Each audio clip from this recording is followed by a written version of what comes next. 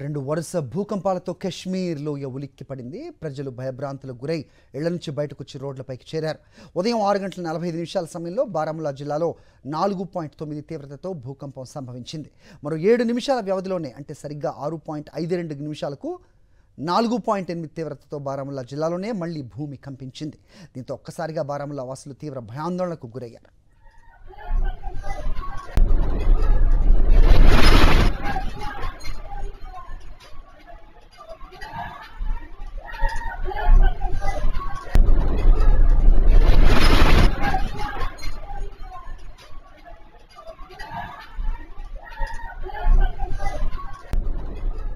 రెండు వరుస భూకంపాలతో కశ్మీర్ లోయ ఒక్కసారిగా ఉలిక్కిపడింది.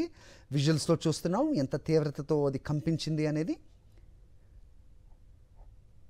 6:45 ఉదయం బారాముల్లా జిల్లాలో 4.9 తీవ్రతతో ఈ ప్రకంపనలు సంభవించాయి.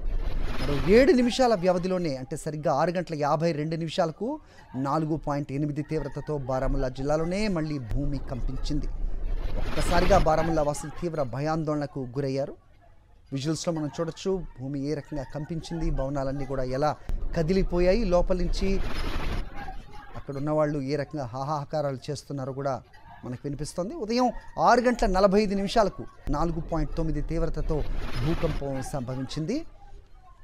భూమి అంతా ప్రకంపించిన దృశ్యాలు కూడా మనం క్లియర్గా చూడొచ్చు విజువల్స్లో. కశ్మీర్ అంటేనే ఒక లోయ ప్రాంతం, అందమైన ప్రదేశం. ఇక్కడ ఇలాంటివి గతంలో ఇప్పుడు ఇలాంటి ఘటనలు జరగలేదనే చెప్పచ్చు.